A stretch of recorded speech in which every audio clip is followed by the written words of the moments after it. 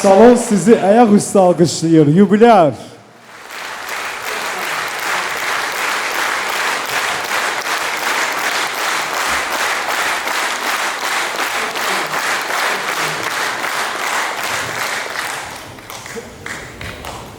Əziz dostlar, əziz məclis iştirakçıları, çox hörmətli həmkarlarım, yazıçı həmkarlarım, millət vəkili köhnə həmkarlarım.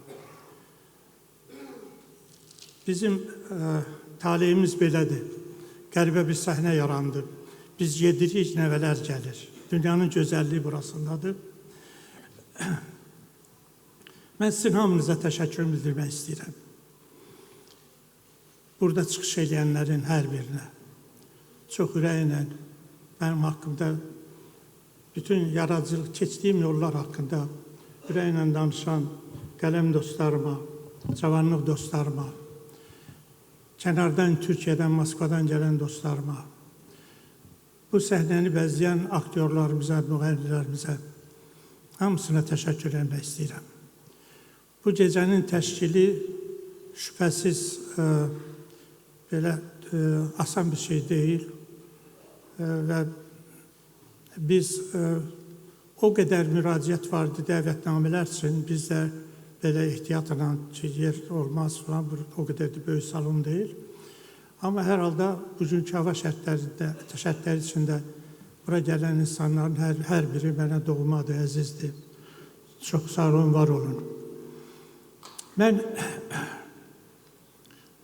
xüsusən bugünkü danlanacağını bildiyimə görə deyirəm.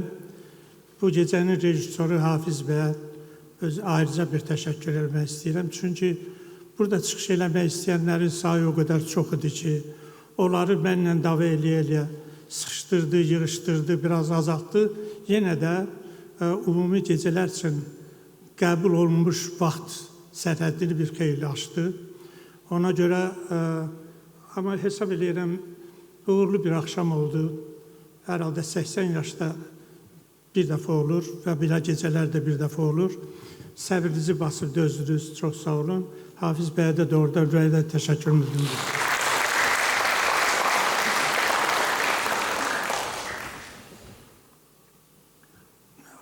Şübhəsiz burada mədəniyyət işçilərimizin, mədəniyyət nazirliyimizin xüsusi xidməti var. Bu barədə ayrıca danışmaq istəmirəm. Mən burada bu 80 yaşın ucalığından belə deyək ki, baxanda, bir bu jubiley axşamından baxanda, başqa bir jubiley yadıma düşür. 1996-cı il. O vaxt biz, deməli, Skandinaviya ölkələrindən geri dönürdük. Heydər Əliyevin, ümummilli lider mərhum Heydər Əliyevin komandasında bir neçə xarici ölkəni gəzmişdi. Belçikadan Bakıya dönürdü və o təyyarədə məni çağırtdırdı yanına, təəssüratını soruşdu. Çünki əlində xəritə bu kar-kör dünyaya sübut eləmək istəyirdi ki, bu Qarabağın heç Ermənistanla sərhəddi yoxdur, bu necə Ermənistan bura iddia eləyə bilər? Onu hər yerdə, Çində də gördüm, falan gördüm ki, necə bu adamların başına döyə-döyə onları başa salmağa çalışır. Biraz söhbət elədi, sonra mən dedi ki, 50 yaşını qeyd eləyəcəksən jubileyini. Mən güldüm, dedim ki, 50 yaşı, o vaxt mən özümü çox gənc hesab eləyirdim. Dedim ki, 50 yaşı nə jubileydən mənim belə və indi xalqın bu vaxtında jubiley keçirmək olar. Dedi ki, yaxşı, yox, sən get, sən eləməzsə mən eləyərəm. Və doğrudan da mənim xəbərim olmadan dəvətnamələr çap olundu və Opera Balet Teatrında elə bu gecə qədər uzun bir gecə oldu. 3 saatda gəlib orada iştirak elədi. Əvvəlki kadrlarda da onu gördünüz. Üstündən 30 il keçəndən sonra bu dəfə Azərbaycanda çox dərəcə ondan sonra vaxt gəldi, deməli, illər keçdi, müharibə və s. Bu yaxınlarda dünyanın 65 ölkəsindən 185 ölkəsindən 65 mindən çox qonaq Bakıda ola Təbiət də bir tərəfdən şıltaqlığın başlamışdı. Belə bir vaxtda iki daşın arasında mənim ağlıma gəlməzdi ki, bu belə bir vəziyyətdə mən deyək ki, 80 yaşın prezidentin yadına düşə bilər. Amma bu iki daşın arasında vaxt tapıb mənə şöhrət ordeni verməsi, əlbəttə o həmin atasından gələn ənənənin davamıdır. Bu ədəbiyyata verilən qiymətdir, sözə verilən qiymətdir. Çünki mən bizim tariximizi yaxşı bilirəm. Bizim tariximizdə mədəniyyətə, ədəbiyyata Heydər Əliyev qədər ciddi yanaşan və qiymət verən sənətə, sənətin bütün növlərinə ikinci bir adam tanımıram və onun adını da çəkmək mümkün deyil. Və bu ənənə bugün davam edirsə, bu məni sevindirir. Çünki ədəbiyyat elə-belə adi məsələ deyil. Ədəbiyyat millətin ruhudur. Ədəbiyyat hakimdir. Ədəbiyyat iqtidar müxalifət şeylərdə nədir, çərçivələrinə sığmaz. Ədəbiyyat ümumiyyətlə sinif sərhəddə sığmır deyilən proletar ədəbiyyatı, Sovet ədəbiyyatı. Ədəbiyyat həmişə xalqın taleyinin güzgüsüdür. Ona görə də ədəbiyyatsız əslində dünya boşalar. Bizim tariximiz yazılmayanda, coğrafiyamız çəkilməyəndə bizim coğrafiyamız da ədəbiyyatımızda idi, tariximiz də ədəbiyyatımızda idi. Ona görə birdən-birə deyirlər, Azərbaycan adı nə bilim təzə 19-cu əsrdən çıxdı. Mən də Füzulini oxuyuram. Həqiqət-ü Süada Həzrəti Əli İmam Hüseyin dövründən yazır və yazır ki, İmam Hüseynin ən yaxşı silahdaşlarından biri nə bilim Məsud Azərbaycanı. Yəni o dövrə qədər, o dövrdə Azərbaycan hələ ondan əvvəl Həsən müəllim buradadır. Miladdan öncə 6-7-ci əsrdən Azərbaycan tarixinin başlandığı deyir. Ona görə bu tarix təəssüf ki, bizim üstümüzə biz ərəb, fars, rus işğalından keçdiyimiz dövrlərdə, o işğalda bu millətin ruhunu qoruyan ədəbiyyat olub, söz olub. Bayaq mənim cavan dostum Akşin dedi, mif haqqında, əslində sivilizasiyalar elə miflərdən başlayıb. Millət o mifləri uydurub, o mif əsasında özünün yeni sivilizasiyasını, özünün xəyallarını qurub və o yeni dövr başlayıb. Şumerin də mifi əvvəldi sivilizasiyası sonra idi, Yunanda da elə idi. Ona görə bizim mifsiz, keçmişsiz, özünə güvənsiz, tarixinə sayğısız qoyanda, onda bizim əlimizi, qolumuzu kəsirlər. Bu mənada mənim deyək ki, yazılarımda tarixə aşırı belə münasibət, bu elə bir boş-boşuna deyil. Mənim bu ömürlük tutduğum bir yoldur. Yadıma başqa bir xatirə də düşür, uşaqlıq xatirəsi. Mən kətdə, həyətdə bostan bitkiləri əkirdik. Soğan, zəfəran, vəzəri, nə bilim, boranı, müxtəlif şeylərdə əkirdik. Bununla əsasən anam məşğul olurdu və mən də ona kömək edirdim. Mən evin birinci uşağı idim. Deməli, yadıma gəlir, o torpağa səpilən soğan bir həftədən sonra görürdün yerdən nazik sap kimi belə cücərtilər qalxır və cücərtilərin başında onun qabığı, soğanın qabığı, balqabağın toxum onun qabığı. Bütün o cücərtilər öz qabığını başında qaldırırdı. Yəni öz kökünü yerə kök atandan sonra öz kökünü başında qaldırır. Bu bir həyat dərsi idi. Mən onda heç məktəbə də getmirdim. Amma ömrü boyu mənim gözümün qabağında o canlanır ki, insan gərək ömrü boyu çalışsın ki, öz nəslini, öz elini, obasını, öz millətini başında qaldırsın, nə qədər bacarırsa. Da indi ağırlıq qaldırmağın da müəyyən ölçüləri var. Ona görə mən həmişə deməli, o duyğularla yaşamışam. Nə qədər ona nail olur, onu deyə bilmərəm. Bir də indiki vaxtda dünya bilirsiniz, bir anti-mədəniyyət erası başlayır. Sivilizasiyanın yeri, indi yaşıl sivilizasiya deyirlər, nə bilim, başqa sivilizasiyaları təzadlar düzəldirlər falan.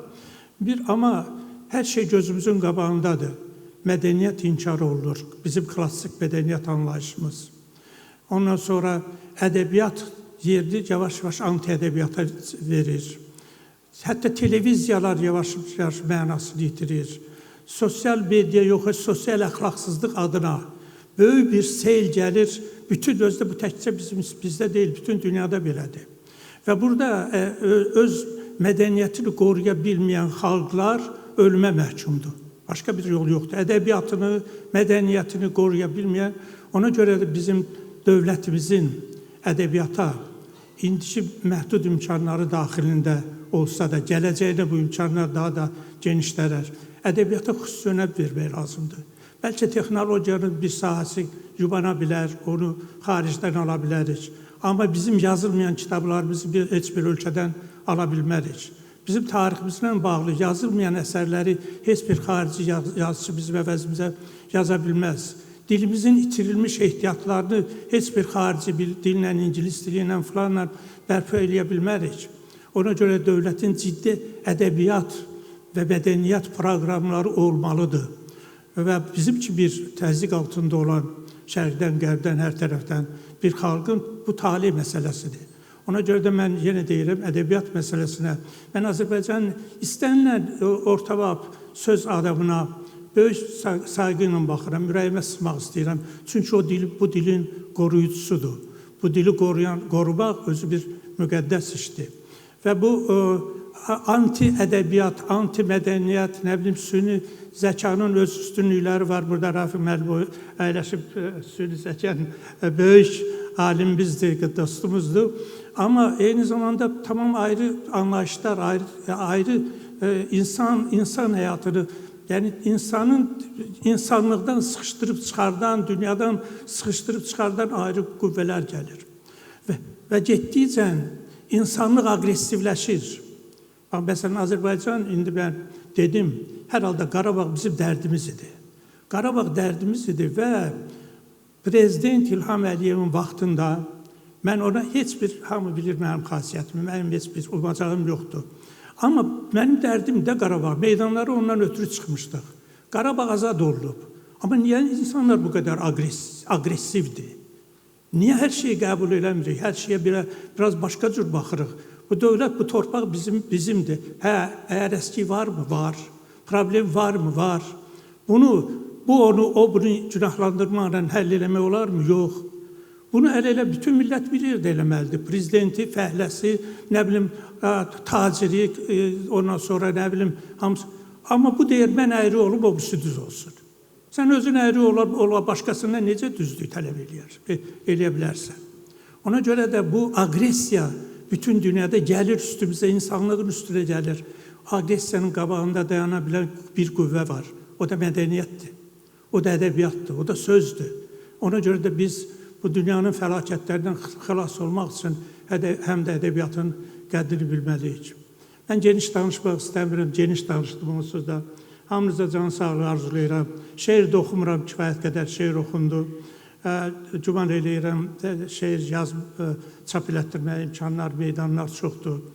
Mən sadəcə onu istəyirəm ki, biz öz nəsillərimizi, övladlarımızı, indi bu məktəblərin dili falan haqqında daha danışmaq istəmirəm. Övladlarımızı bu torpağa sevgi ilə böyüdək. Mən o əvvəlki görüntüdə demişdim. İki cür yanaşma var. Bir, keçmişini qəbul eləmirsən. Keçmiş hamısı başı motal papaqlı, nə bilim, nə geridə qalmış çoban çoluq. Və bir də var, o keçmişin içində axır böyük ləyaqətli insanlar olub. Bir də o keçmişin yaxşı tərəfini görürsən. Mən həmişə millətimin yaxşı tərəfini görməyin tərəfdarı olmuşam. Ömür kitabı da o cür yazılmışdı. Mən millətimizi böyük görmək istəyirəm ki, böyüsün. Kiçik gördüysən, sən onu kiçilməyə xidmət eləyirsən. Əslində ona düşmənçilik eləyirsən. Millətin ruhunu qırmaq olmaz. Ona olanını heç olmasa göstər. Neçə min ildir bu torpaqda yaşayır. Bu qədər dövlətlər, bu qədər düşmənlərin arasında dövlətlərin qurub, 100 il, 150 il bundan əvvəl dilimiz nə vəziyyətdə idi, dövlətimiz var, yox idi. Gəlib bu yerə çatmışıq, bunların qədrini bilmək lazımdır. Mən bu yaşa gəlib çatmış adam kimi bunu tövsiyə eləyirəm. Bu, indi birinin xoşuna gələcək, birinin gəlməyəcək, bu ayrı məsələdir. Hamınıza can sağlığı arzulayıram.